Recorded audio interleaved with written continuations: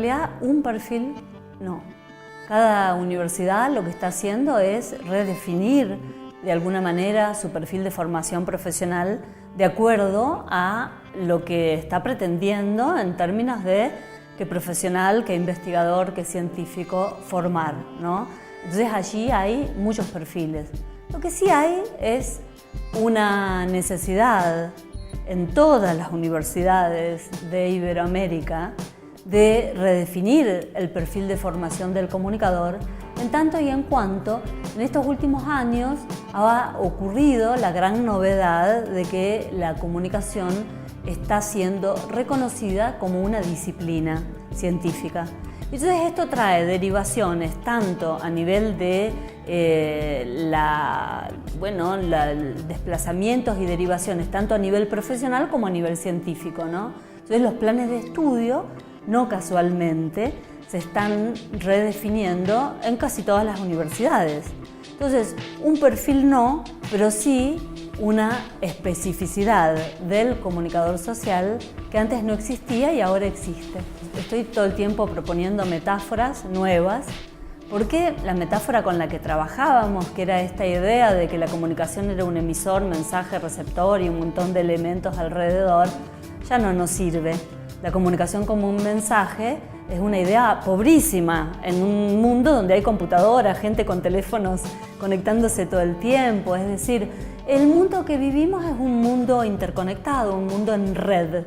Entonces, la metáfora del mensaje es una metáfora que nos sirve para un mundo en línea, un mundo que trabaja en secuencia, pero el mundo actual ya no es así, o sea, no es así únicamente, porque claro que sigue habiendo algunos lugares en los que la comunicación en línea existe, ¿no es cierto? Muchos. Entonces yo estoy proponiendo metáforas todo el tiempo y una que propongo es la idea de la comunicación en sintonía acuífera. He escrito algunos textos que se titulan así incluso, ¿no? Y que están ahí disponibles en la web. ¿Y cuál es la idea? La idea es pensar a la comunicación como si fuese un arroyo en el desierto, ¿no? Ustedes en Mendoza saben el poder del agua.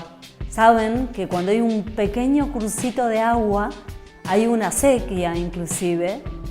Todo lo que rodea ese crucito de agua se modifica. El desierto es uno cuando no hay agua y es otro cuando ese cursito avanza, ¿no? Y aquí tienen redes de cuencas y un montón de sistemas, ¿no? Que hacen eso, llevan un poco el agua y el agua va generando ambientes, ¿no? Y la comunicación es lo mismo.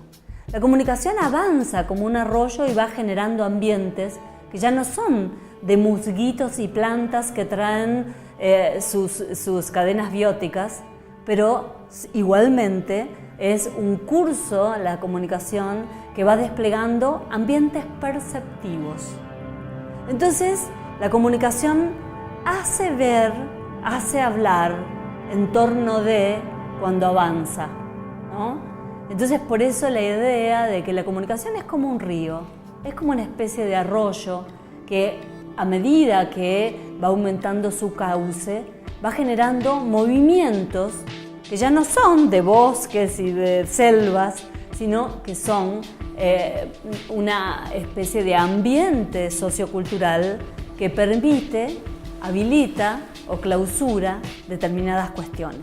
La idea de la enacción es una idea muy potente de la comunicación y los nuevos paradigmas, que implica el reconocimiento de que cuando un cambio ocurre, genera, dispara múltiples cambios, ¿no? Lo mismo que el agua. Cuando está el musguito, no se termina en el musguito, sino que porque el musguito fue posible, aparece tal insecto que hace que, y aparece gracias a eso otra cosa. Entonces hay como un despliegue que se da en registros múltiples, diversos, ¿no es cierto? Esa es la idea de la enacción, tiene que ver con eso, es una categoría que utilizan muchos autores para hablar del cambio cognitivo, ¿no? Y nosotros lo tomamos de Francisco Varela, del autor chileno, ¿no? Entonces, pero también hay otros famosos como Vygotsky, Piaget mismo, que trabajan en esa misma perspectiva, ¿no?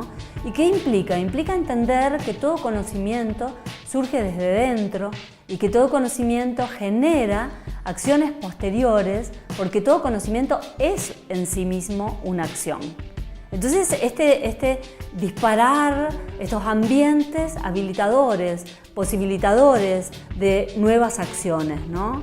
Entonces, vinculo esto también con por qué hablamos de las estrategias comunicacionales como un cambio social conversacional que enactúa, o sea, hace emerger, ¿no? Porque la comunicación hace eso. Hace posible, a partir de acciones y sentidos compartidos, nuevos ambientes perceptivos que a su vez hacen posibles otras acciones y otros sentidos compartidos y que a su vez, y entonces de nuevo volvemos a esta idea de la que tenemos que hacernos cargo hoy en día, de que la comunicación ya no se da en línea, sino que se da en redes, ¿no? En redes de interconexiones en dimensiones múltiples. Por eso también la comunicación hoy en día es estratégica y no lo era en el siglo XX. Bueno, no, el siglo XIX, comienzos del siglo XX, el mundo era dual, ¿no? Entonces allí esta idea de quedarnos en una sola dimensión de la comunicación era una idea que resultaba suficiente. Hoy en día no es así.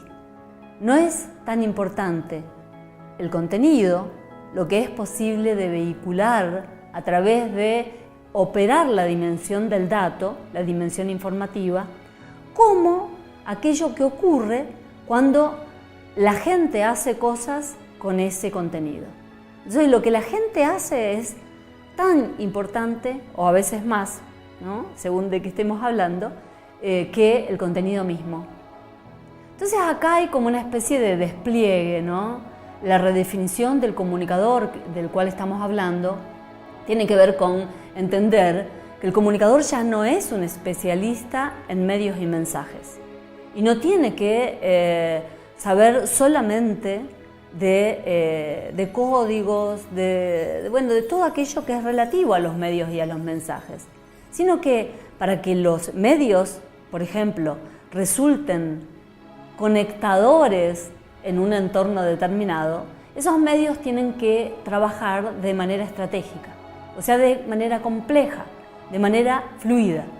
Entonces ya las rutinas profesionales, las competencias de ese comunicador, las técnicas que ese comunicador utiliza son otras, ¿no?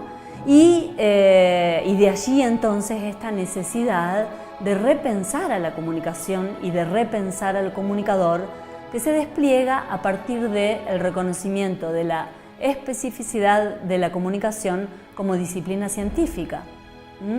Entonces, por eso es que estamos hablando de todas estas cuestiones que son novedades, ¿no? Son innovaciones que se están incorporando poco a poco en las universidades.